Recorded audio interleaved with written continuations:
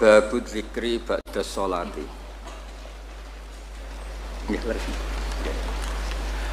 Utawi kibab nerangno dzikir. Dzikir itu nyebut pangeran. Nah, titik ini namanya nuqtatul wujud. Semua alam raya dimulai dari satu titik, yaitu nuqtatul wujud. Makanya Quran dimulai bismillah, dan bismillah itu dipilih sama Allah pakai pertama ba itu ada titik. Itu kata semua ulama. Itu titik itu singkatan dari bi kana makana wa bi yakunu mayakun. Karena saya semuanya ada. Bi itu karena saya. Jadi makanya santri-santri beki tidak usah bayangkan kamu jadi wali terus bisa terbang ke Mekah, tidak usah. Kalau terbang ke Mekah ya sudah umroh aja bayar. Kalau enggak ya maklaran KBH atau apa. Pokoknya cari gratis. Ya gratis kan ya. Dapat orang 10 gratis. Satu. Terus orang enggak umroh-umroh dirayu-rayu supaya umroh. Repot. Itu pelanggaran fikih itu. Kalau orang punya utang itu wajibnya hanya utang dulu gitu. Wah, repot. Saya itu juga sering bingung di kampung-kampung. Gus sama umroh. Kenapa? Dapat gratisan. Minta uang saja buat nyaur utang. Enggak boleh. Wah, secara fikih yang wajib itu nyaur utang bukan umroh. Enggak boleh Gus diminta uang, enggak boleh, harus umroh. Udah gitu saya ini bingung Gus mau umroh. Enggak nikmati. Kenapa? Disuruh ngajar Gus. Repot semua kalau ibadah mergawi ya gini bingung semua. Ya saya mohon anak-anak BK semuanya yang seneng Quran itu harus seneng sampai kayak saya sehingga tahu mencari Tuhan dengan cara tauhid yang berbasis akal. Itu sedzahir imannya malaikat. Jika di klasmen iman itu manusia ulul ilmi, kita-kita yang nekuni ilmu itu nomor 1 prakteknya. Karena nomor 1 itu Allah karuan kan syahidah wa, Allah kan enggak tertandingi syahidah wa annahu la ilaha illallah. Terus wal malaikatu, malaikat kan karuan karena langsung menyaksikan surga. Dan ketiga apa? Wa ulul ilm. Berarti prakteknya kan nomor 1. Kalau kompetitornya semuanya manusia, ulul ilmi nomor berapa? 1 kan? Nah nomor 3 kan dari Allah, malaikat, ulul ilm. Berarti kalau kompetisinya antar manusia nomor berapa?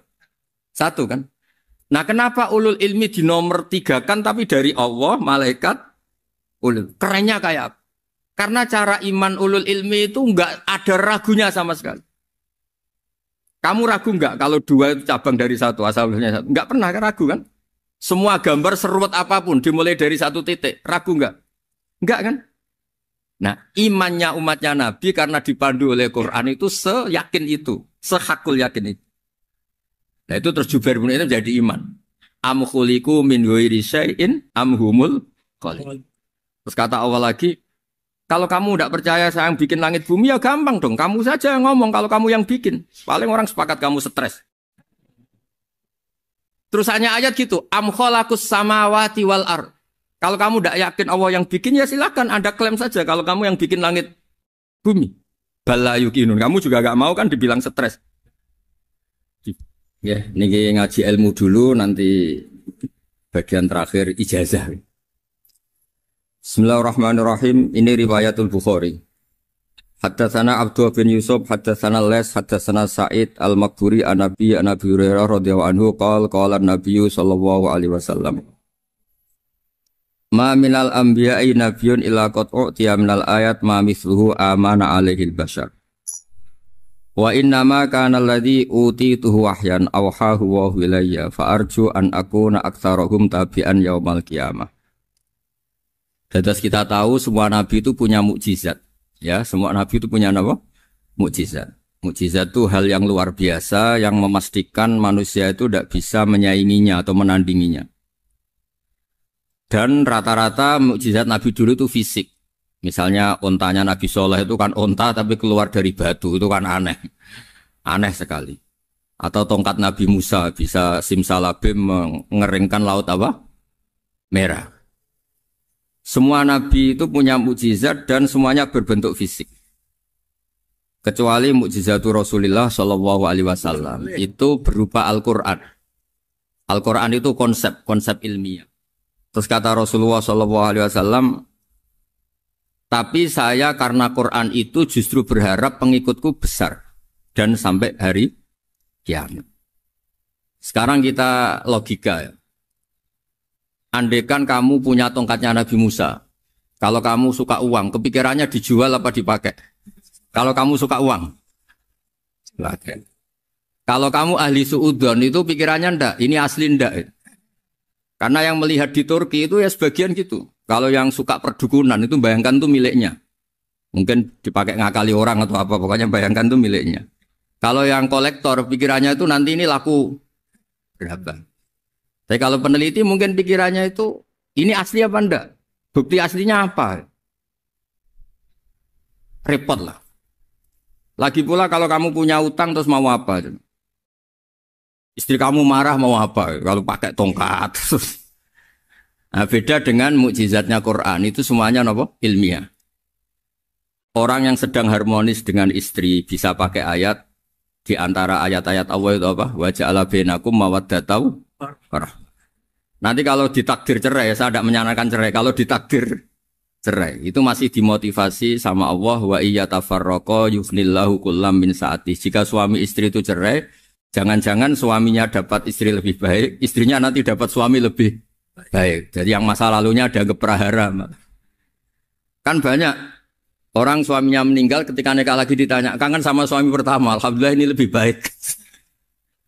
Padahal suaminya yang meninggal itu berharap istrinya ini kangen, ternyata dia sudah syukur dapat suami yang lebih baik. Jadi Quran itu menunggui kita ila yaumil qiyamah. Kita tidak bunuh diri, itu ya barokahnya Quran. Karena problem apapun kita dinasihati apa sabar, apa dinasihati sabar. Kan nggak mungkin kamu pegang tongkatnya Nabi Musa, punya masalah apa saja ngelihat tongkat, bisa apa tongkat. Tapi kalau Quran kan nasihat, solusi. Makanya Nabi berharap dengan Quran ini, saya berharap pengaruh saya, pengikut saya terbanyak ila yaumil qiyamah. Terus beliau dikomentari begini sama, ini Fathul Bari, sarahnya Bukhari. Al-muradu anna mu'jizatil anbiya inqaradat binqiradi a'sorihim. Falam yusyahidha illa man hadaraha. Problem mukjizat nabi-nabi dulu itu kan fisik. Sehingga yang tahu kalau Nabi Soleh punya unta yang ajaib, itu yang tahu ya hanya yang hadir saat itu. Yang tahu kalau tongkat Nabi Musa bertuah, itu juga yang tahu hanya yang hadir saat itu. Selebihnya tahu tongkat ya di museum. Tapi kalau Quran menjadi solusi, menjadi panduan, menjadi pegangan itu ila yaumil qiyamah. Kita beri contoh ya Quran panduan yang paling gampang misalnya begini. Dulu ini cerita ya. Dulu itu ada orang kafir cerdas namanya Jubair bin Mut'im. Itu saking pinternya dia, pinter juga tokoh. Itu sebagai delegasi pembebasan Asra Badrin. Jadi tawanan-tawanan perang Badar itu mulai dulu ya ada negosiasi mau dibebaskan. Terus orang-orang kafir ini menugaskan namanya Jubair bin siapa? Mut'im. Ini ada di Bukhari. Karena ini ngaji di Jakarta. Kalau orang nggak tahu hadis juga tanya ini sahih ndak gitu. Wong nggak tahu kok tanya itu aneh. Padahal kalau dibodoni itu ya nggak tahu. Tapi ya tetap tanya, hadisnya ini sahih ndak? Ini kata kiai apa kata nabi ini ya? Memangnya kata nabi kamu dengar kan ya lewat kiai. Emang. Setelah itu Jubair itu datang ke Medina. Dengerin, datang ke mana? Medina. Kemudian dengar Nabi baca Wattur pas sholat maghrib. Jubair karena Nabi dulu gak ada hotel, gak ada pondok ya. Pondoknya Nabi hanya sufah itu. Nabi baca maghrib, bukan diskusi, bukan debat. Baca Wattur wa kitabim mastur firrokim mansur wal baitil ma'mur wasaqofil marfu wal bakhril masjur. Terus itu. Kemudian sampai pada titik ayat am khuliqu min ghairi syai'in. Masa manusia atau alam raya yang maujudat, yang nyata, yang wujud nyata. Kemudian asal-usulnya itu ketiadaan. Ini kan hadhil alam maujud. Alam ini kan nyata. Masa sesuatu yang nyata, penciptanya itu tidak nyata. Jadi nggak mungkin ada faham nihilisme. Kalau faham nihilisme berarti melahirkan teori begini. Al-adamu yakhluqu maujudan. Sesuatu yang tidak ada, menciptakan yang... Itu kan akal nggak bisa nerima. Kalau sesuatu ini ada, penciptanya pasti ada. Terus akhirnya Jubair bin Mut'im itu simpuh di depan Rasulullah terus bilang, ya Muhammad kada qalbi ayatir. Hampir saja hati saya terbang. Kalau riwayatnya Imam Ahmad, faka'an nama sudi akol bihati saya ini hancur. Semua teori yang saya bawa untuk ngelawan kamu, sekarang luluh semua, hancur semua. Yang benar adalah teori Anda, bahwa Tuhan itu satu, dan Tuhan itu ada sebelum semua makhluk. Coba kalau Nabi Muhammad ada Jubair bin Mut'im terus menyembunyikan tongkat dekat mihrab, terus dilihat ini apa. Paling pikirannya ini dari kayu apa. Terus yang bentuk tongkat itu tukang pemahatnya siapa? Kok kurang keren kalau di Blitar gimana ya? Kan malah panjang. Kira-kira kalau mukjizat itu dari tongkat itu malah panjang. Panjang lah pokoknya panjang. Lagi pula kamu coba kan nggak ngarah mandi. Itu yang mandi kan nabinya bukan tongkatnya. Coba tongkatnya Nabi Musa coba anak-anak beki itu. Dipakai mukul kucing aja tidak mesti mati itu. Jadi nggak jelas mukjizat-mukjizat seperti itu nggak. Tapi kalau Quran menunggui sampai saking hebatnya Quran, teori rasionalitas, soal kampanye di mana-mana, tingkat validitas, tingkat kebenaran Quran itu bahkan bisa diuji tanpa membuktikan, tanpa apa? Cukup pakai akal. Ya terus saya teruskan. Fala yamurru terus al-murad anna mu'jizatil anbiya in qaradat bin qidari asam wa mu'jizatul Qur'an mustamirratun ila yaumil qiyamah. Wa kharquhu lil adat fi uslubihi wa balaghatihi wa ikhbarihi bil maghibat. Terus kata ini yang ngarang Fathul Bari sarahnya Imam Bukhari. Fala yamurru asrun minal a'sar illa wa yadharu fihi syai'un mimma akhbaru bi annahu sayakun yadullu ala sihhati da'wahu. Wa hadza aqwal muhtamilat. Wa takmiluhu fil ladzi ba'da wa qilan ya anal al makna anal mukjizat al madiyah kanat khissiyatan tusyahadu bil absar kana qoti soleh wa asa Musa. Mukjizatnya nabi-nabi dulu itu hanya penyembuh, hanya pelengkap, hanya nuruti keinginan mata. Seperti dahsyatnya apa? Laut Merah di sebelah apa dipukul sama tongkatnya Nabi siapa? Itu semuanya itu hanya memanjakan mata. Urusan mata. Terus wow itu. Tapi kalau mukjizatnya Nabi Muhammad itu berdasar akal. Maksudnya berdasar akal nih dengerin ya. Dengerin betul. Ketika Laut Merah terus tersibak kan wow itu keren kan. Terus kita bilang menyimpulkan wah kita tidak akan mampu. Itu bodoh sekali kesimpulan kita tidak akan mampu. Meskipun bikin nyamuk Anda juga tidak mampu. Loh untuk memutuskan tidak mampu saja kok sampai pertunjukan seperti itu tuh laopo cek goblok gitu. Nah kalau kita karena umat yang pinter untuk memaksa kita nggak mampu, Allah bilang Inna wa la yastahi ayadriba mathalam ma ba'ud. Kita melihat nyamuk langsung berkesimpulan tidak mampu. Saya berkali-kali cerita nyamuk itu sudah kecil, masih punya urat, uratnya kayak apa? Masih punya kuman, kumannya seberapa? Ya enggak? Nyamuk itu kecil, punya organ tubuhnya punya urat. Itu kalau kamu pinter, antara tongkatnya Nabi Musa menyibak Laut Merah sama nyamuk itu sama-sama berkesimpulan melahirkan satu faham bahwa kita tidak. Loh, untuk memaksa tidak mampu saja kok menuju pertunjukan ada onta keluar dari batu. Nakotu soleh, ada tongkat yang bisa mengeringkan laut. Cik goblok ya. Lah kita alhamdulillah tidak jenis goblok yang seperti ini. Untuk ikrar bahwa Allah itu hebat ala kulli syai'in cukup lihat nyamuk. Kagum kan? Sudah tidak usah bikin hidup. Saya berkali-kali mencontohkan. Para pemahat tak suruh bikin patung gajah itu mampu. Tak suruh bikin patung nyamuk kalau bisa. Nyari materi dari apa?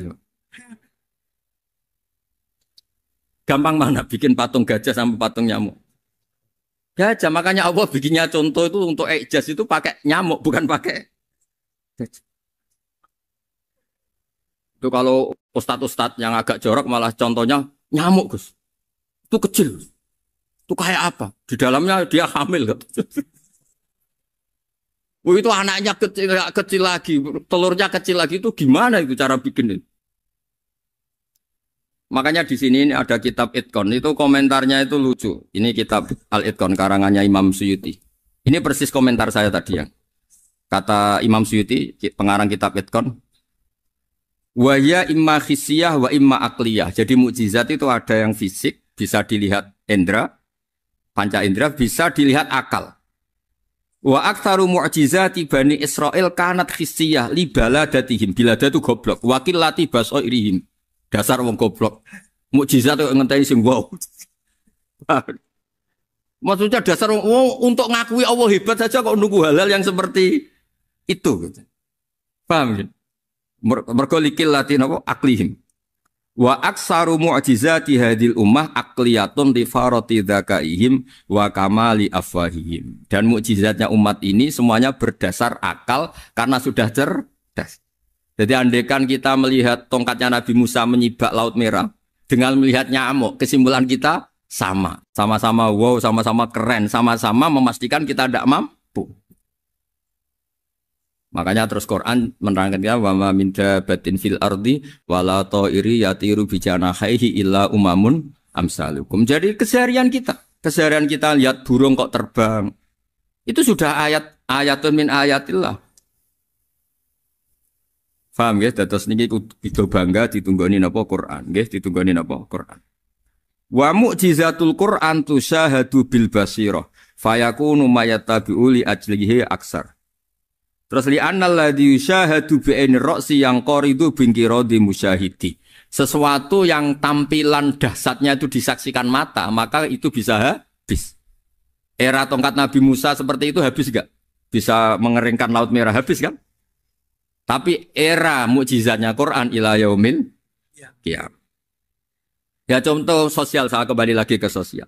Kamu punya teman awet atau punya istri awet, itu konsepnya ya wal kadhiminal ghaidh itu agak gampang tersinggung. Coba kalau kamu setiap tersinggung putus, setiap tersinggung habis, kamu tidak punya teman, tidak punya istri. Sampai kita awet seperti ini, kalau kecewa ya wal kadhiminal ghaidh ngempet. Termasuk saya ini biasanya ngaji khusus terus baca gini ya kecewa. Tapi barokahnya diwarai Quran wal kadhiminal ghaidh ngempet Gus ngempet. Terus kecewa sama teman, kenapa tidak putus? Karena wal afina Aninna sudah kalau kecewa maafkan. Coba kalau kita kecewa presiden demo, kecewa menteri demo, kecewa orang tua minggat.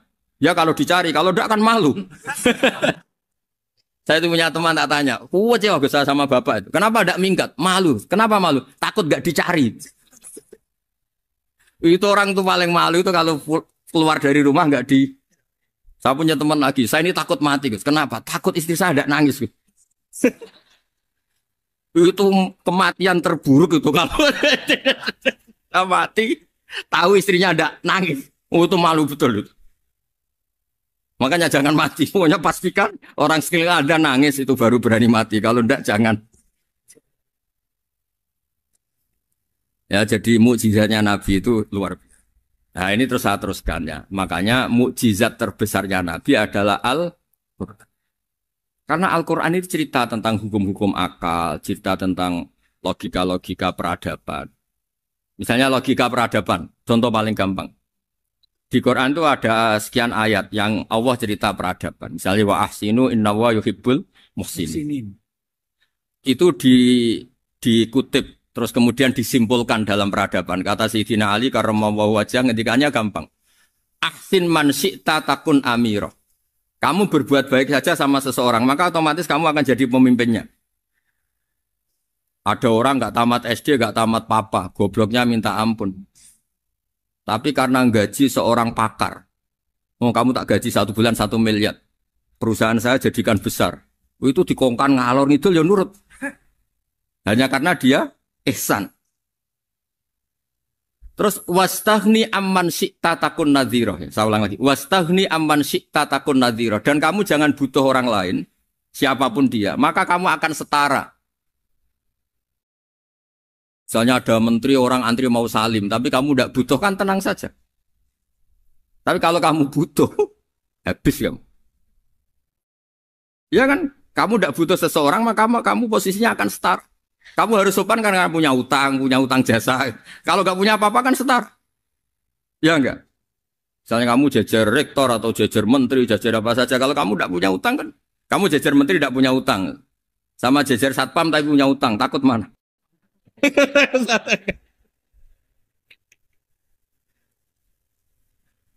Kalau butuh itu mesti kalah kan?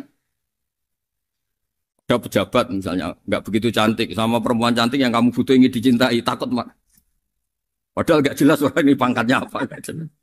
Jadi dalam hukum sosial itu kata Sidin Ali, wastaghni aman syi'ta takun nadhira. Kamu jangan butuh seseorang, maka kamu akan setara. Terus yang terakhir, wahtas ilaman syi'ta takun asiro. Asiro pakai sin. Dan silahkan butuh seseorang, maka kamu akan jadi budak dia. Ya coba misalnya Anda seorang profesor, seorang alim, seorang getop. Misalnya mencintai janda di ujung kampung sana, jalan kaki 2 kilo. Padahal itu gak tamat SD. Tapi gara-gara seneng,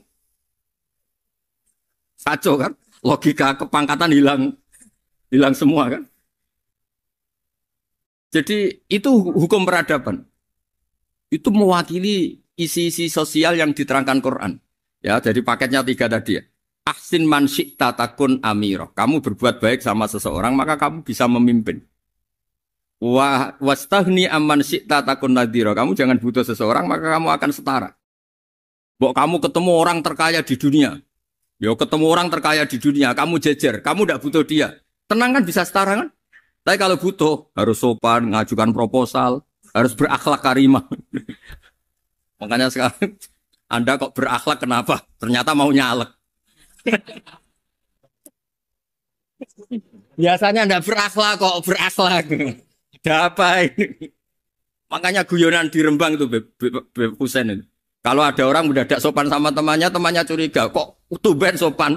Mau utang ya? Itu zaman akhir itu kacau.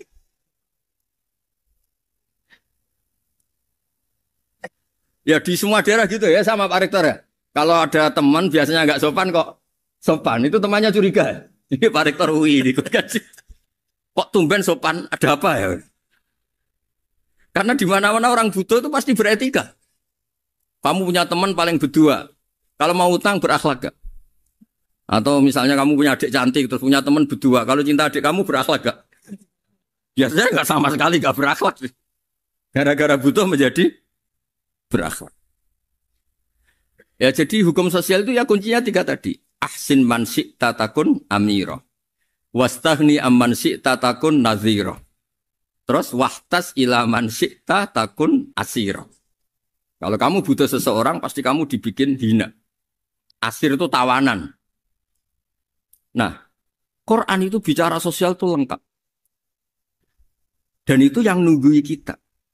Kita punya tetangga yang kurang baik, ya seneng. Punya tetangga baik, ya seneng. Kata Imam Syafi'i, saya berkali-kali cerita.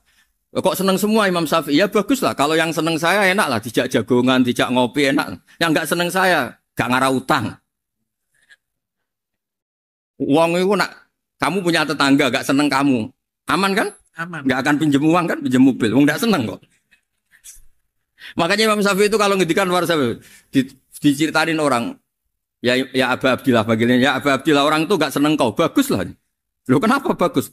Waman asa'a ilaika faqad atlaqaka. Orang yang enggak seneng kamu maka membebaskan kamu. Enggak akan pinjam uang, pinjam mobil, enggak akan ganggu waktu kamu kan enggak seneng. Justru yang seneng-senengi masalah pinjam terus. Imam Syafi'i itu orang yang anggap dunia itu selesai. Ada yang cerita, ya Aba Abdillah, orang yang tadi cium tangan engkau, yang hormat engkau di luar maki-maki engkau, ngerasain engkau, ngata-ngatain engkau. Ya bagus lah. Kok bagus gimana? Berarti saya wibawa, depan saya tidak berani. Berarti saya wibawa, di depan saya tidak berani. Berarti itu makomnya sudah kulillah, sumadarhum fi khawdihim, ya labun, sudah dunia itu selesai, sudah agak penting semua. Nah, itu kalau kamu anak-anak beki ahli Quran, sudah ayatnya kulillah, sumadarhum fi khawdihim, ya labun, sudah lihat Allah saja agak penting, makhluk-makhluk itu. Dah makhluk semua agak penting, sepenting Allah. Nah, kita ini ditunggoni mukjizat seperti itu. Bayangkan misalnya kita ditunggoni tongkatnya Nabi Musa. Saya ngajar di sini terus ini tongkat. Terus nanti yang tanya, Gus itu kayu apa, Gus? Nanti yang kolektor tanya itu harganya berapa, Gus? Ruwet apa? Ternyata yang ahli suudon itu asli gak, Gus? Wah. Yang ahli suudon kan mesti tanyanya gitu. Itu asli enggak, Gus? Repot-repot pokoknya. Tapi kalau Quran kan jelas. Suatu saat ada perdebatan antara Abul Hasan Al-Asy'ari. Abul Hasan Al-Asy'ari ini tokoh ahli sunnah paling populer dalam ilmu logik. Dia mengatakan orang menemukan Tuhan itu harus lewat logika yang cermat. Tidak boleh taklid, hanya ikut-ikutan. Dia harus menemukan satu argumentasi bahwa Tuhan atau pencipta langit itu ada. Kemudian ada satu problem di mana orang-orang kampung atau orang-orang yang lugu atau orang-orang awam itu tidak bisa ilmu logika, ilmu mantek kalau dalam bahasa pesantren. Kata Abul Hasan Al-Asy'ari, itu masih mungkin. Alhasil para ulama ini meneliti ke orang-orang yang lugu, yang di kampung, yang petani, yang lugu sekali. Apa yang mereka temukan? Ternyata mereka punya cara logikanya sendiri untuk menemukan Tuhan, Sang Pencipta. Pernah suatu saat ada seorang petani lugu, biasa menggembala unta, ditanya, "Bima araf tarubak?" Lalu kamu yang petani ini yang hanya ngurusi sawah, ngurusi ladang, dengan cara apa kamu tahu kalau Tuhan itu ada? Si petani tadi marah besar dan dia mengatakan, "Al-ba'ratu tadullu 'alal ba'ir wa asharul aqdam yadullu 'alal masir." Kata petani tadi, yang namanya ada kotoran unta, pasti ada untanya. Yang namanya ada jejak kaki, pasti ada yang barusan lewat. Artinya kalau ada makhluk, pasti ada pencipta. Ini logika awam yang mudah. Kita tidak mungkin mengatakan bumi ini pencipta, mengatakan matahari pencipta. Kelihatan sekali kebendaannya, kelihatan sekali bahwa bumi matahari tidak punya ikhtiar, tidak punya kekuatan. Kelihatan sekali sifat-sifat kemakhlukannya. Jika benda-benda ini karuan makhluk, pasti menunjukkan bahwa ada penciptanya, ada khalik. Bismillahirrahmanirrahim. Alhamdulillahirabbil alamin wassalatu wassalamu ala asyrafil mursalin sayyidina Maulana Muhammadin wa ala alihi washabihi ajmain, amma ba'du. Berikut sebagai mukaddimah bahwa Profesor Zaini Dahlan berkeinginan UII punya tafsir dan terjemah sendiri. Lewat proses yang panjang dan melibatkan tim, di antaranya saya, terbitlah tafsir versi UII, juga terjemah versi UII. Di antara ciri khas terjemahan UII adalah bahwa bahasa Arab yang tentu mengandung kesusastraan Arab, balaghah, kemudian ditransfer untuk pembaca Indonesia. Sehingga di antara ciri khas terjemahan UII adalah dengan rasa Indonesia dan tentu tidak merubah makna. Berikut beberapa kutipan yang perlu pemirsa atau pendengar tahu. Al-Quran adalah satu kitab suci yang diturunkan kepada Nabi besar Muhammad SAW. Dan di antara ciri Al-Quran adalah menjelaskan kebenaran secara jelas, secara gamblang. Sebagaimana firman Allah, bahwa Rasul adalah Rasulun minallah yatlu suhufam mutahharah. Rasulullah diutus oleh Allah Subhanahu wa taala ketika penduduk Makkah sangat-sangat jauh dari kebenaran. Mereka adalah penyembah berhala yang dikira sebagai Tuhan, dan jumlahnya Tuhan-Tuhan itu banyak sekali.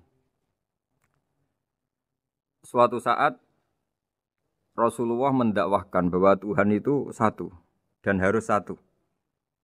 Tapi kata mereka, kenapa Muhammad menjadikan Tuhan satu? Padahal urusan kita banyak, problem kita banyak. Harusnya Tuhan itu juga banyak.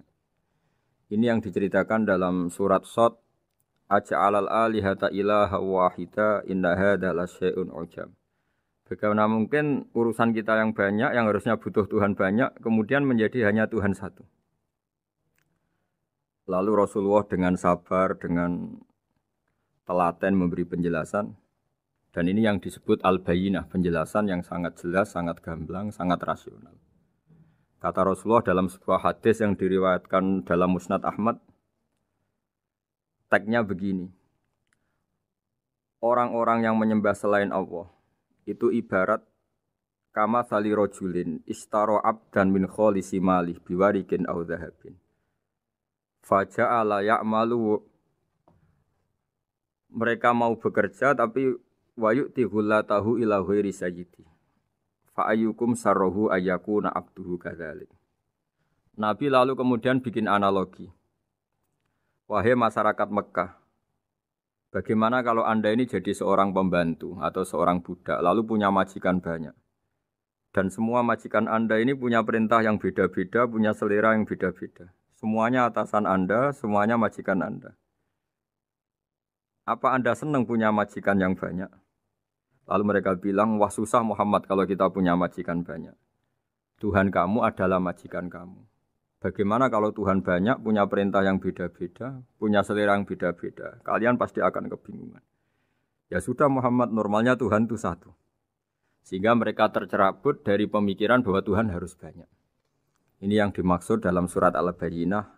Lam yakunil ladzina kafaru min ahlil kitab wal musyrikina munfakina hatta ta'tiyahumul bayyinah. Bahwa orang-orang kafir, baik kafir ahli kitab maupun kafir musyrik Mekah, mereka tidak pernah terlepas dari sifat kekafirannya, yaitu menuhankan banyak Tuhan, sampai datang sebuah bayyinah. Bayyinah itu argumentasi kebenaran yang begitu jelas. Setiap membawa kebenaran argumentasinya meyakinkan. Itu siapa? Rasulun minallah yatslu suhufam mutahharah, yaitu Rasul yang membacakan lampiran-lampiran suci, yaitu Al-Quranul Karim. Dengan penjelasan analogi tadi, kemudian orang-orang Mekah sadar, susahnya kayak apa kalau Tuhan banyak, lalu perintahnya beda-beda, seleranya beda-beda, hukumnya beda-beda. Ini membingungkan. Akhirnya mereka ngakui bahwa pentingnya logika tauhid. Nah ini yang Rasulullah ini benar-benar berstatus bayyinah. Kemudian analogi betapa buruknya kita saat menyembah selain Tuhan. Lalu Rasulullah mencontohkan sebagaimana yang saya kutip tadi dari Musnad Ahmad. Misalnya Anda punya pembantu atau zaman dulu budak. Anda beli dari harta kamu, dari uang kamu. Kemudian budak ini kerja. Yang ngasih makan kamu, yang fasilitasi kamu, toko milik kamu, semua milik kamu. Kemudian dia kerja dan hasil dari kerjanya dia dikasihkan ke orang lain. Kamu senang tidak punya budak yang seperti itu, kata Rasulullah. Wah kita semua tidak senang Muhammad. Sama seperti itu. Kamu adalah bisa makan rezeki dari Allah. Kamu nempat di buminya Allah. Kamu minum dari air yang dibikin Allah. Kemudian Anda menyembah selain Allah. Itu aneh apa enggak? Menyembah zat yang tidak memberi rezeki kamu, yang tidak bikin bumi untuk kamu, yang tidak bikin langit untuk kamu, yang tidak bikin fasilitas air untuk kamu. Aneh enggak? Semenjak itu mereka berpikir betapa buruknya mereka menyembah berhala, menyembah arca, menyembah Yesus, menyembah macam-macam. Nah ini yang disebut Rasulullah adalah orang yang benar-benar bayyinah. Ketika melontarkan kebenaran, benar-benar jelas sehingga diterima secara akal yang sehat. Karena semua akal yang sehat akan menerima agama ini disebut fitratallahi fatarana salihah. Bahwa agama ini agama fitrah. Orang yang normal, yang cara berpikir normal pasti menerima agama ini. Nah, UII dengan terjemahan ini dan dengan tafsir ini ingin memberi penjelasan simbol-simbol yang ada di beberapa surat. Di antara lagi yang di bab muamalat. Betapa Rasulullah itu punya logika yang benar-benar mudah diterima. Dulu orang Arab dalam bab muamalat jual beli biasa menjual kurma masih kecil, masih belum jelas jadi kurma yang baik apa enggak. Kalau istilah orang Jawa masih pentil ini. Kalau bahasa Arab qobla buduwi solahiha. Calon buahnya itu belum pasti jadi buah. Kemudian masih bunga, masih apa sudah dijual. Dengan transaksi asumsi harga andekan sudah jadi kurma. Kalau dalam Jawa mungkin jual mangga sebelum tua masih pentil, masih kecil. Lalu kata Rasulullah, kamu jangan melakukan itu. Kenapa ya Rasulullah padahal kita butuh uang? Kata Nabi, Ara'aitum in mana Allahu as-samra fa bima yastakhillu ahadukum mala akhi. Bagaimana kalau buah-buah yang masih kecil itu kemudian berguguran karena satu musim atau karena apa? Lalu kamu mendapat uang itu atas nama apa? Yang dikatakan tijarah adalah muawadhah. Pembeli dapat barang, kamu dapat uang. Lalu kalau barang yang ada enggak menjadi buah yang baik, Anda menerima uang itu atas nama apa? Rasulullah secara haru, secara mengingatkan nurani kita dengan redaksi fabima yastahillu ahadukum mala akhi. Lalu kamu mendapat uang saudara kamu atas nama apa? Kalau atas nama buah, mereka belum mendapat buah. Akhirnya ada kesadaran bersama bahwa sebaiknya kita menjual sesuatu itu yang pembeli ya dapat barangnya, yaitu dalam konteks ini buah yang sudah layak dijual, kita dapat uangnya. Ini lagi-lagi Rasulullah al-bayyinah sekali memberi penjelasan begitu jelas. Ketiga misalnya di bab jinayat, di bab hukum pidana. Rasulullah kalau bikin logika itu begitu jelas, mudah diterima.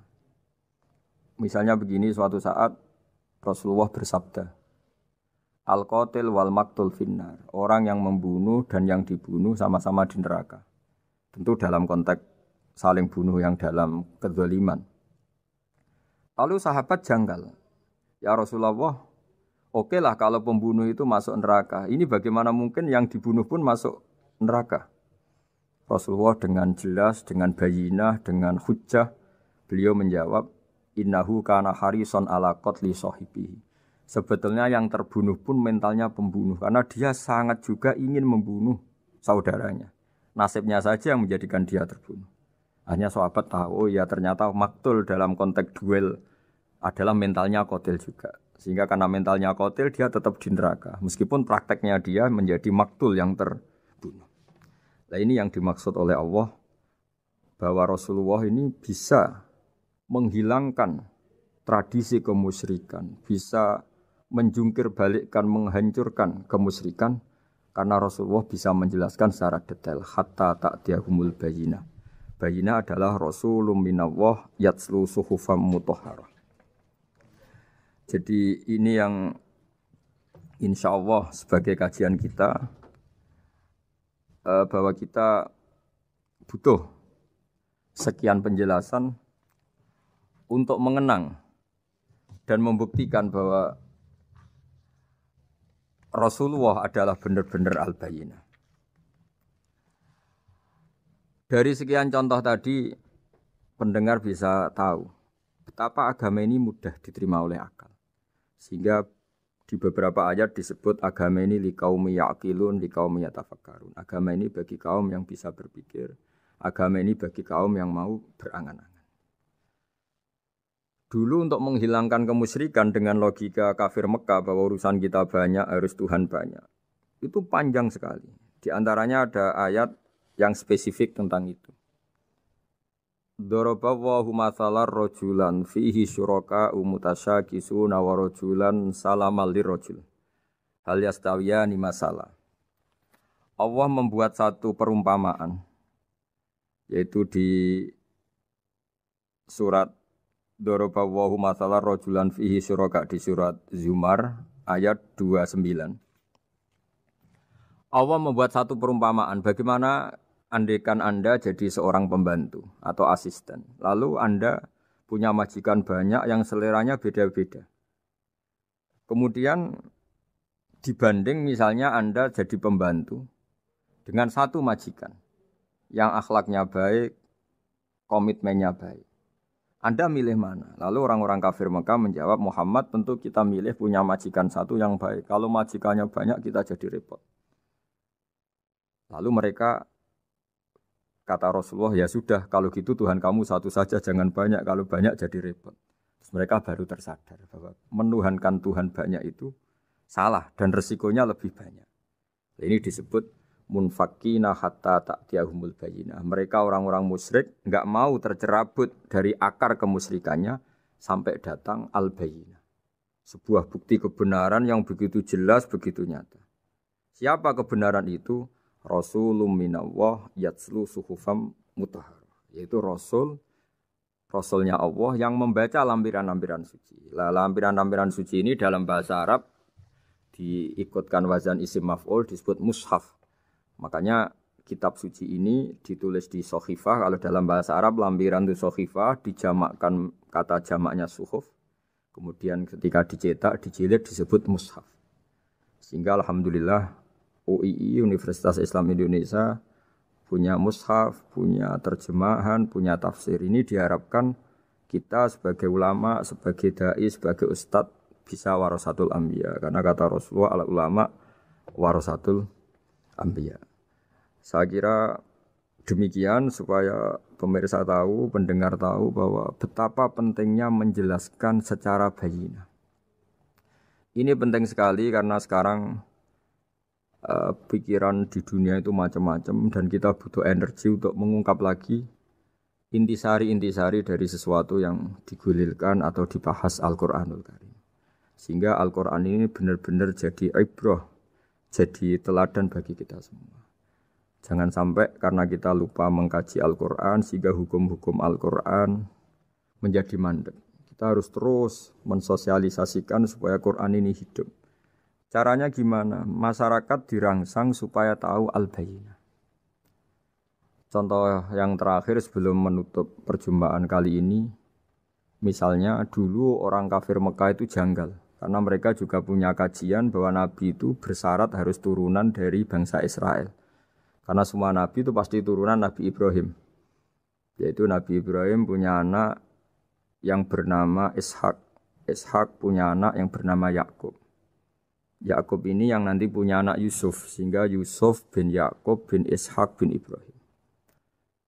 Ketika nabi-nabi ini hidup di Palestina, di Yerusalem, itu kayak jadi aturan bahwa nabi itu harus turunan Bani Israel. Sehingga ketika orang-orang kafir Mekah dari kelompok ahli kitab, ketika Rasulullah Muhammad mendakwahkan diri sebagai nabi, mereka janggal bagaimana mungkin nabi dari orang Arab. Nabi itu harusnya orang Yerusalem atau orang Palestina. Kemudian Allah memberi penjelasan, fihi ayatum bayyinatum maqamu Ibrahim, bahwa Muhammad adalah turunan Ibrahim. Bukti nyata adalah di Mekah ada jejak kakinya Nabi Ibrahim, yaitu yang sekarang kita sebut maqam Ibrahim. Setelah dilacak-lacak ternyata mbah-mbahnya Rasulullah atau nenek moyang atau leluhur Rasulullah bernama Adnan. Adnan ini kata sejarah-sejarah disepakati wa adnanu bila raibin intadzabil ulumin nasabiyah ila dzabihi Ismail nisbatuhu wa muntama, bahwa Adnan ini tertulis secara sejarah lengkap bahwa dia turunan dari Nabi Ismail. Ismail adalah anak dari Nabi Ibrahim. Kemudian makom Ibrahim ini juga dibuktikan sekian sejarah bahwa Ibrahim pernah di situ. Yaitu ketika Hajar, ibu dari Ismail, kesulitan nyari air, lalu lalang lari antara Safa dan Marwah, kemudian kita kenang sekarang bernama Sa'i. Kemudian dekat Ka'bah ada namanya Hijir Ismail, karena dulu jadi kamarnya Nabi Ismail. Hijir, hujrah itu kamar atau ruang khusus untuk Nabi Ismail. Sehingga jelas sekali bahwa Ibrahim, Ismail, Hajar pernah hidup di Mekah. Lalu lagi-lagi orang kafir Mekah yang dari kelompok ahli kitab sadar bahwa Muhammad jadi nabi layak karena dia juga turunan dari Ibrahim alaihis salam. Ini yang disebut fihi ayatum bayyinatum maqamu Ibrahim, bahwa di kawasan Mekah, kawasan Bakkah atau kawasan Hijaz jelas sekali ada jejak-jejak Nabi Ibrahim. Lagi-lagi ini bayyinah.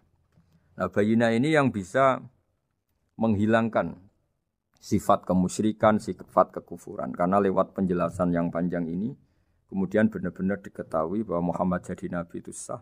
Karena dari segi dakwahnya benar, perilakunya benar, hujahnya benar. Sekarang dari segi nasab juga benar karena beliau termasuk keturunan dari Nabi Ibrahim alaihissalam lewat jalur Ismail. Ini penting kita ketahui dan perlu kita kaji supaya istilah-istilah di Al-Quran kita tahu. Makanya banyak istilah di Al-Quran, misalnya wattaba'tu millata abai, kita ngikuti agama leluhur kami. Di situ disebut ada Ibrahim, ada Ishak, ada Ismail, ada Yakub. Kenapa demikian pendengar? Bahwa karena agama ini butuh tradisi. Dan tradisi ini menjadi komunitas sosial. Sehingga ketika tradisi ini sudah mantap, insya Allah lewat kebenaran agama ini akan menyingkirkan kemusyrikan. Contoh paling mudah begini, Nabi itu melarang orang menyembah batu. Tapi kemudian dalam tradisi Islam sendiri ada orang sholat kemudian sujud. Yang secara zahir sujud itu mencium batu atau mencium masjid tempat kita sujud. Apalagi kita mencium Hajar Aswad. Secara kasat mata seakan-akan kita ini menghormati betul Hajar Aswad. Sehingga orang kafir mencibir. Muhammad itu aneh. Dia melarang kita menyembah batu, tapi dia sendiri mencium Hajar Aswad seperti itu. Dia sendiri menyembah batu. Orang kalau sujud seakan-akan seperti itu. Tapi lewat penjelasan Nabi, bahwa kita sujud hanya kepada Allah. Kita kalau sujud baca sajadah wajhililladzi khalaqahu wa sawwarahu wa syaqqa sam'ahu wa basarahu. bihaulihi wa quwwati fatabarakallahu ahsanul khaliqin. Wajah kami sujud kepada zat yang menciptakan wajah kami, yang mengasih kita pendengaran, yang mengasih kita pandangan. Hanya Allah saja yang ahsanul khaliqin, hanya Allah saja zat yang paling baik dalam penciptaan. Ini penting sekali saya katakan bahwa sehingga sujud kita yang seperti itu adalah simbol tawadhu. Tidak ada kaitannya dengan kita ini menyembah batu. Sehingga kita tradisikan ke anak-anak saat sujud baca subhana rabbiyal a'la wa bihamdi. Kita ajarkan mereka bahwa semua selain Allah adalah ciptaan Allah. Jadi andai kan enggak ada tradisi tauhid yang dijelaskan begitu detail. Saat kita haji bilang labbaik Allahumma labbaik, labbaik la syarika lak labbaik. Innal hamda wan ni'mata laka wal mulka la syarika lak. Ya. Setiap kita haji mengitari Hajar Aswad kita bilang nikmat semua dari Allah. Enggak ada syarik bagi Allah, enggak ada mitra bagi Allah, enggak ada sekutu bagi Allah. Sehingga karena ini kita maklumatkan, kita kumandangkan. Meskipun umat Islam itu mencium Ka'bah, mencium Hajar Aswad, enggak akan disalahpahami ini bentuk penuhanan kepada Hajar Aswad atau kepada Ka'bah. Karena kita ungkapkan innal hamda wan ni'mata laka wal mulka la syarika lak. Enggak ada syirik, enggak ada mitra bagi Allah. Sehingga dari sekian talbiyahnya Rasulullah kita tahu ini bentuk pemaklumatan tauhid. Bahwa tauhid harus dikumandangkan lewat kalimat-kalimat thayyibah, lewat pemikiran-pemikiran logika hujjah bahwa Tuhan pasti satu dan yang jadi Tuhan hanya Allah Subhanahu wa taala.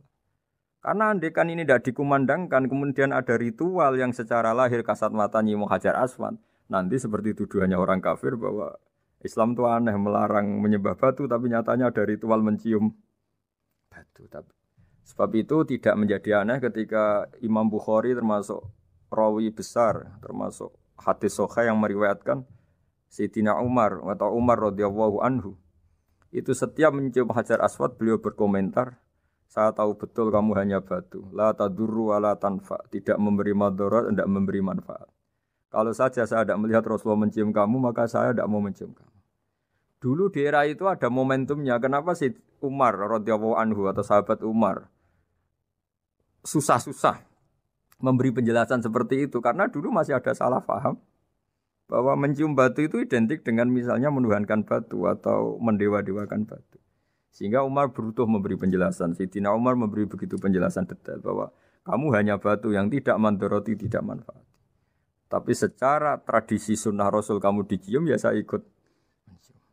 Ini penting sekali penjelasan-penjelasan seperti ini, maklumat-maklumat seperti labbaik Allahumma labbaik, sehingga semua ritual Muslim tidak disangka atau tidak disalahpahami sebagai pemuja materi. Lagi-lagi penjelasan yang detail ini disebut al-bayyinah. Rasulun minallah yatslu suhufam mutahharah. Kemudian ayat berikutnya disebut fiha kutubun qayyimah, bahwa dalam kitab suci Al-Qur'an itu banyak aturan-aturan atau catatan-catatan yang begitu lurus, begitu benar. Nah, tentu karena kita ini orang Indonesia yang kalau mengakses langsung bahasa Arab mungkin kita masalah. Sehingga alhamdulillah Universitas Islam Indonesia menerbitkan seri terjemah juga seri tafsir, dan sekarang dibantu lewat acara ini kita berusaha atau membantu para pendengar untuk lebih memahami lebih jauh. Sahabat Indonesia yang kami hormati, berikut kita mulai kajian tafsir yang dikeluarkan oleh UII. Mari kita mulai dengan surat Al-Baqarah. Bismillahirrahmanirrahim. Alif lam mim. Dzalikal kitabul la raiba fihi hudal lil muttaqin. Di sini diterjemahkan Alif lam mim ini termasuk ayat-ayat yang oleh para ulama dianggap mutasyabihat. Artinya kita tidak boleh memaksakan maknanya. Kita cukup iman bahwa itu dari Allah Subhanahu wa taala. Ini termasuk ayat-ayat yang kita percaya bahwa ada makna yang diinginkan Allah, tapi kita tidak perlu menduga-duga apa sepersisnya makna itu. Dzalikal kitabul la raiba fihi, kitab ini tidak ada yang diragukan. Hudal lil muttaqin, petunjuk bagi mereka yang bertakwa. Sahabat Indonesia yang kami cintai, yang kami hormati, muttaqin dari kata kerja ittaqa yattaqi ittiqaan. Maknanya adalah menjaga diri.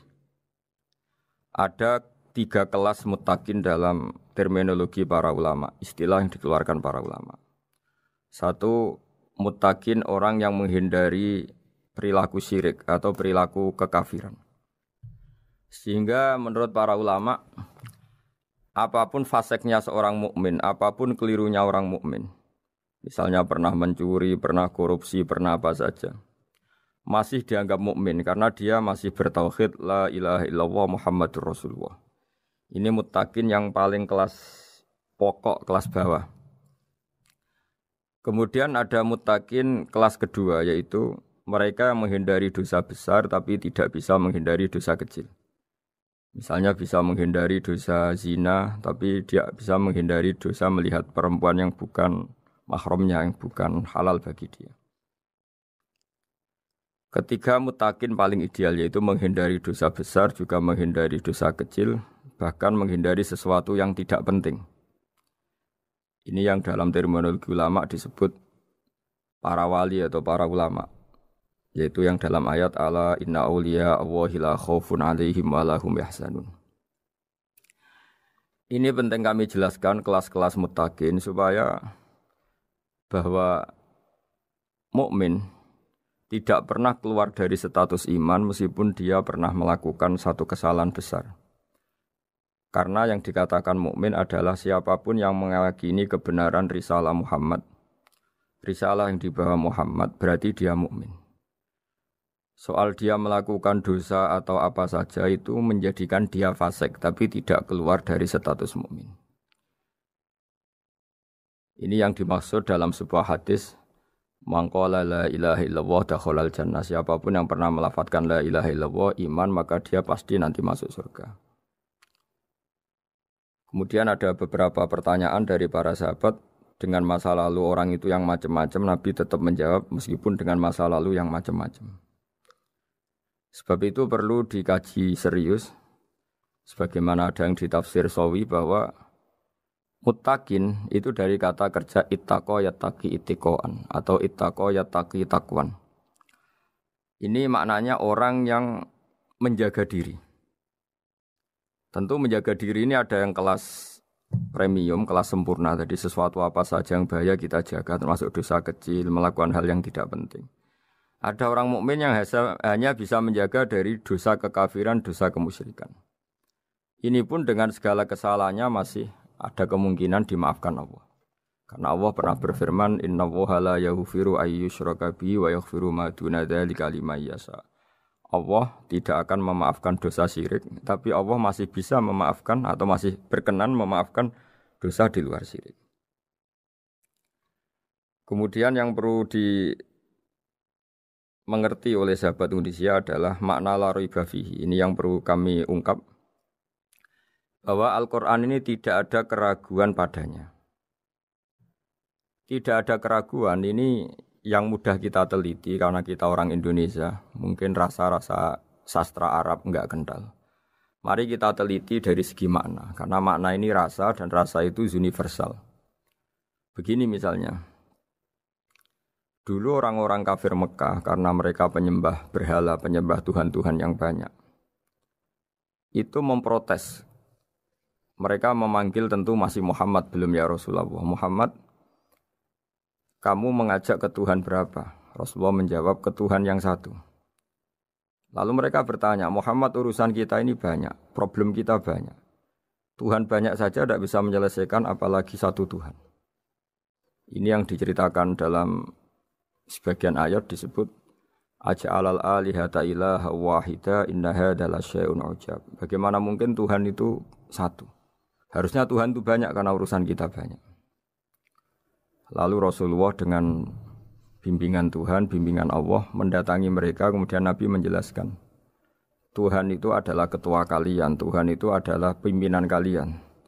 Bagaimana kalau Anda jadi pembantu kemudian punya majikan banyak, punya penguasa banyak, punya tuan banyak. Kemudian semua tuan-tuan Anda ini memerintahkan Anda dengan perintah yang beda-beda. Apa kalian mau punya majikan atau pimpinan yang banyak? Mereka menjawab tidak Muhammad. Terus mereka akhirnya sadar bahwa problem Tuhan banyak itu tentu lebih sulit, lebih problem. Karena nanti perintahnya beda-beda, keinginannya beda-beda. Mereka akhirnya tersadarkan bahwa sebaiknya atau seharusnya memang Tuhan itu satu. Jadi Rasulullah SAW menjelaskan logika bertauhid itu dengan sekian variasi, dengan sekian logika. Kemudian Nabi kedua juga menjelaskan logika kompetisi. Kata Nabi yang karena bimbingan Allah diberi satu pengertian. Andai kan Tuhan itu 2 atau 3, kemudian berebut dalam tahta arsy atau tahta yang di alam raya ini. Sebagaimana lazimnya para penguasa. Maka pasti ada yang menang, ada yang kalah. Dan yang kalah tentu gak layak sebagai Tuhan. Ini yang disebut wala ala ba'duhum ala ba'd. Tentu kalau Tuhan itu banyak, mereka akan berkompetisi, akan bertarung. Dan pasti pemenangnya ya satu, karena memang layak jadi Tuhan tetap satu. Sadarlah bahwa orang-orang kafir Quraisy, orang-orang kafir saat itu sadar pentingnya bertauhid. Ketiga, Nabi juga menjelaskan tauhid secara ilmu logika. Begini para pendengar. Kalau dalam teori ilmu tauhid yang agak jelimet dijelaskan begini. Jika ada 2 Tuhan, maka alam raya ini enggak menjadi alam. Logikanya adalah 2 Tuhan ini bisa kamu katakan sama-sama kuat. Ketika sama-sama kuat kemudian ingin menciptakan langit. Yang satu ingin menciptakan bumi, yang satu menolak menciptakan bumi misalnya. Atau yang satu ingin menciptakan langit, yang satu menolak ingin menciptakan langit. Kemudian ternyata bumi ini terbukti wujud. Logika awam adalah yang berhasil menciptakan bumi berarti Tuhan. Yang gagal atau kudrohnya gagal, kemampuannya gagal tidak bisa menciptakan bumi, gagal menjadi Tuhan. Ini logika awam. Logika ini pun kita terima.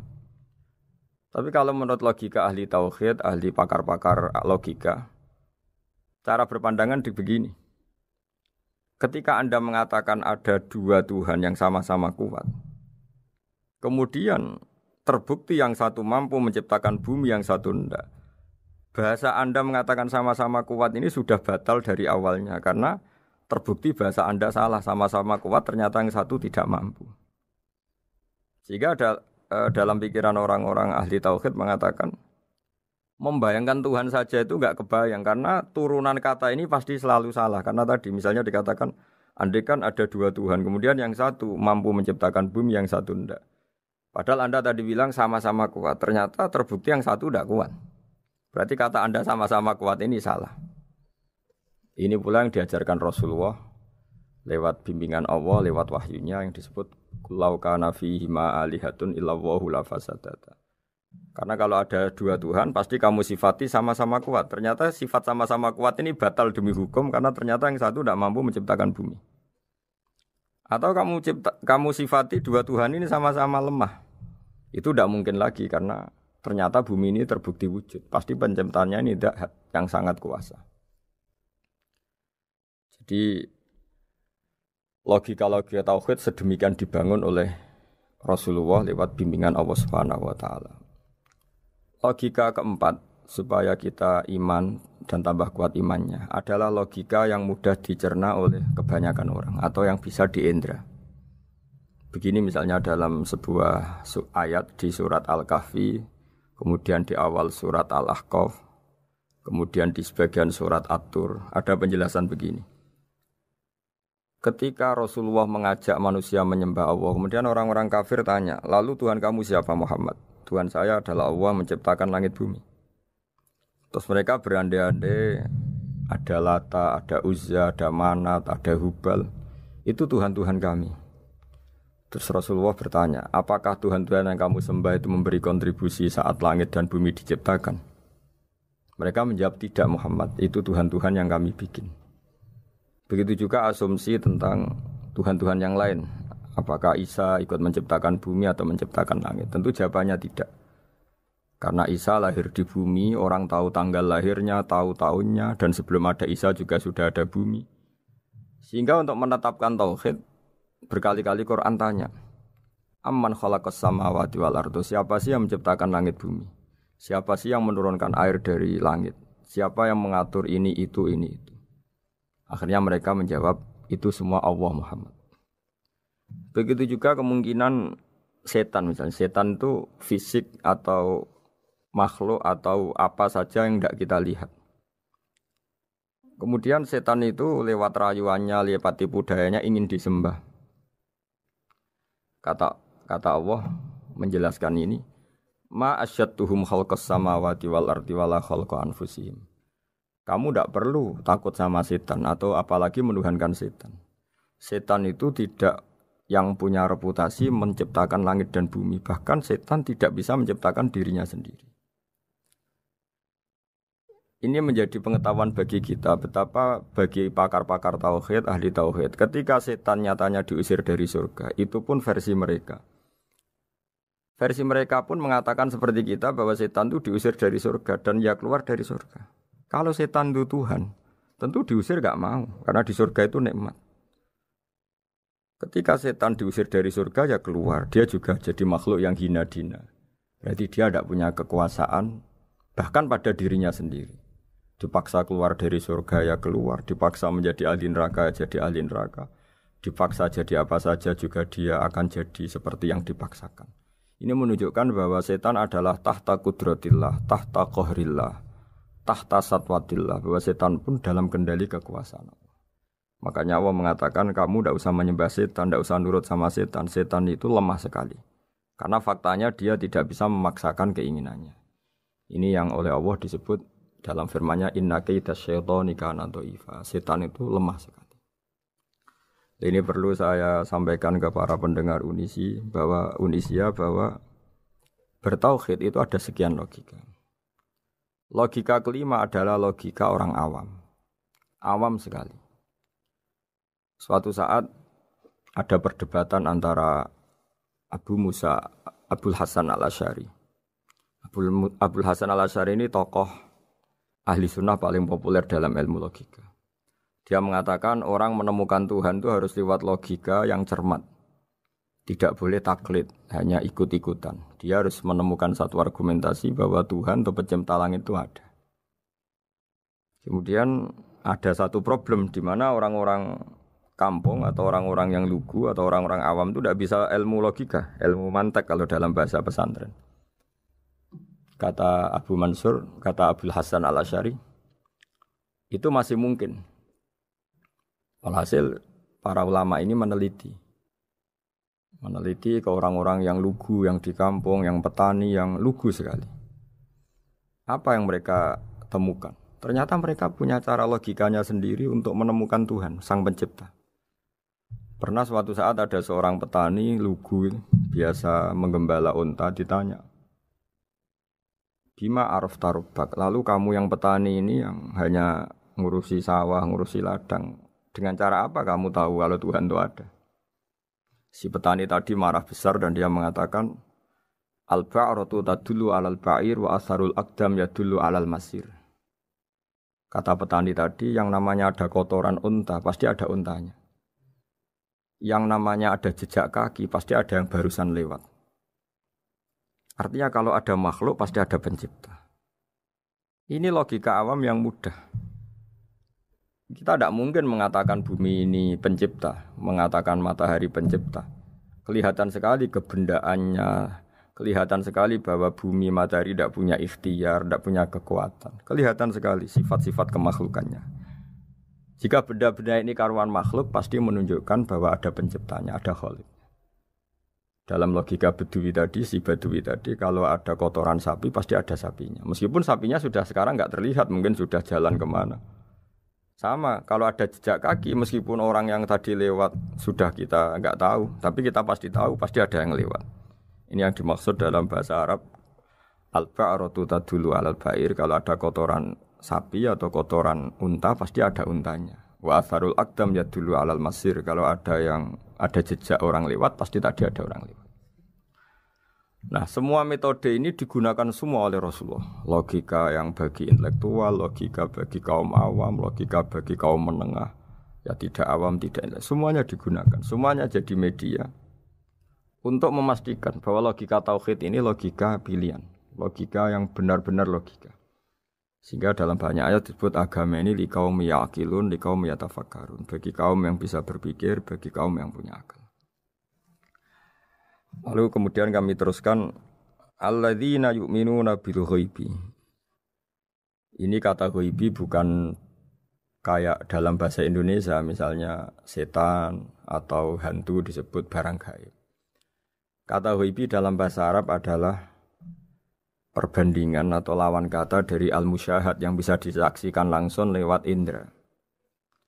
Kita orang mukmin iman bahwa surga ada, padahal kita tidak pernah melihat surga. Kita mukmin iman bahwa neraka ada, padahal kita belum pernah melihat neraka.